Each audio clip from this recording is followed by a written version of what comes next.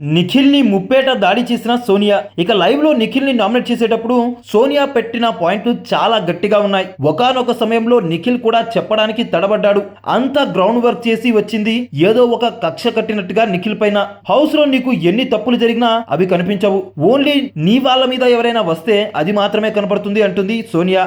House లో నువ్వు ఏదైనా తప్పు జరిగిందంటే అందులో నువ్వు బలంగా స్టాండ్ తీసుకున్న పాయింట్ ఒకటి చెప్పు అంటుంది సోనియా. ఇక దాని తర్వాత నిఖిల్ అయితే సైలెన్స్ ఈజ్ మై నేచర్ అని అంటాడు. సైలెన్స్ నీ నేచర్ అయితే you should do the same thing with Gautam and tasty Teja అంటుంది. బట్ నువ్వు అక్కడ అలా చేయలేదు. నీ నోరు గౌతమ్ అండ్ టేస్టీ తేజ పై లెగిసిందిలే కానీ హౌస్ లో వేరే వాళ్ళు చేసే అరాచకాలపై ఎందుకు లెగవలేదు?